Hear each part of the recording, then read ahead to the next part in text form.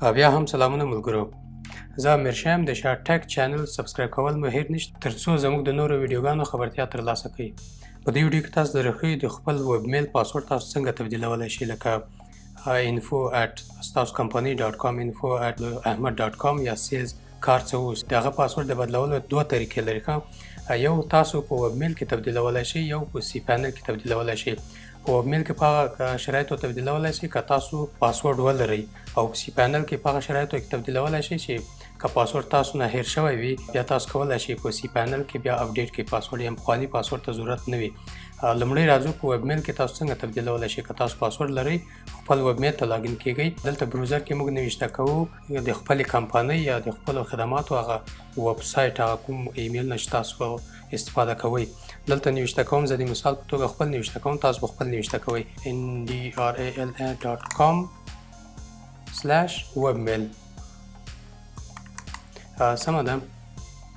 نو دغه صفحه کله چې تاسو خپل ډومین /webmail نوشته کړئ، دغه صفحه تاسو ته خلاصیږي.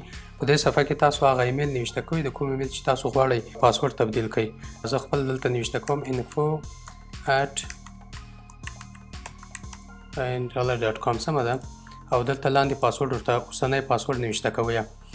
لاګین باندې کلیک کوئ، تاسو ریډایرکټ کیږئ دغه صفحې ته.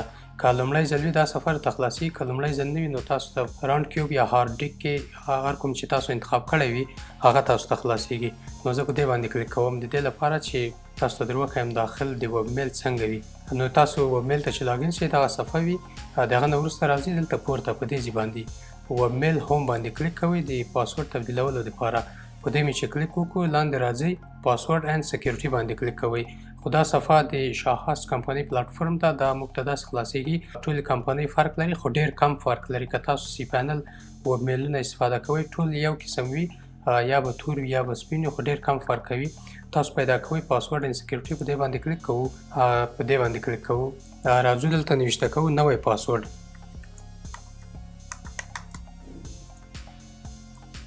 بیا ځلې نوشته کوو، دوه ځلې چې پاسورډ نوشته کړو دلته سیو باندې کلیک کوو. په دې چې کلیک وکړو دا ګور یو سکسسفلی چینج یور پاسورډ، یعنې زموږ پاسورډ تبدیل شو. اوس راځو په cPanel کې څنګه تاسو تبدیلولای شئ، یعنې کنټرول پینل کې په بروزر کې خپل ډومین نوشته کوو یا خپل ویب سایټ نوشته کوو /cPanel. نو دغه صفحه چې تاسو ته خلاص و، دلته تاسو د خپل کنټرول پینل یوزرنیم او پاسورډ نوشته کوئ. د کنټرول پینل یوزرنیم او پاسورډ کوم کمپنۍ چې تاسو هاسټینګ اخیستی وي هماغه کمپنۍ تاسو ته په ایمیل کې درلېږي.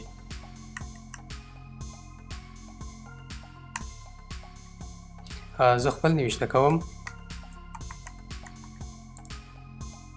نو لاګین باندې کلیک کوم.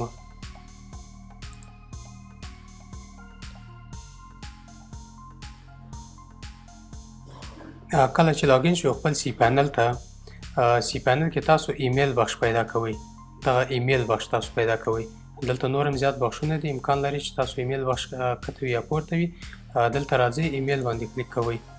ایمیل باندې چې کلیک وکړو نو تاسو ته دغه صفحه خلاصیږي. تاسو ایمیل نه کوم ایمیل نه تاسو جوړ کړی ټول به دلته تاسو ته معلومیږي، که یو وي که دوه وي که لس دانې وي، او که جوړ کړی مې نه وي دې باندې کلیک وکړئ. یا مخکنی ویډیو کې موږ تاسو ته ښودلي څنګه ایمیل جوړولی شئ، یو ویب میل دا څنګه جوړیږي.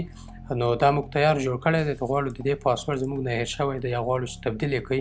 په دې باندې کلیک کوئ، یعنې منیج باندې کلیک کوئ. منیج بټن باندې چې کلیک وکړو دغه صفحه خلاصیږي. دلته تاسو نوی پاسورډ ورته انتخابوئ.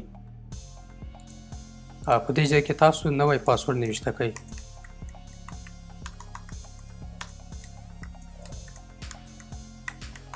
دلته فکر کوم دوم ځل ته ضرورت نشته، خو څومره چې قوي وي ښه ده. درېیمه که زیات نوشته کړئ درېیم هم تاسو ته شنه کېږي، خو زما لپاره همدغه کفایت کوي. دلته هم چنان تاسو کولی شئ چې حافظه یې کمه زیاته کړئ یا سسپینډ کړئ دا ایمیل، یعنې نور سیټینګونه هم شته کې. بعضې ویډیوګانو کې موږ دا درته تشریح کړی دی او په آینده ویډیوګانو کې غواړو چې لا نور درته تشریح کړو. فقط دلته اپډیټ ایمیل سیټینګ باندې کلیک کوئ. ستاسو د ایمیل پاسورډ تبدیل شي. نو تاسو په دوه طریقو باندې دواړه تاسو ته وښودلې. که پاسورډ درنه هیر شوی تاسو cPanel کې تبدیل کړئ، او که نه وي هیر شوی خپل ویب میل ته لاګین شئ. هلته هم تاسو کولی شئ چې تبدیل یې کړئ. نو زموږ د ایمیل پاسورډ اوس تبدیل شو. بیا هم مننه تاسو نه زموږ چینل سبسکرایب کړئ. په آینده کې تاسو ته نورې خپرونې د ویب سایټ مطابق نورې تخنیکي خپرونې تاسو ته وړاندې کوو.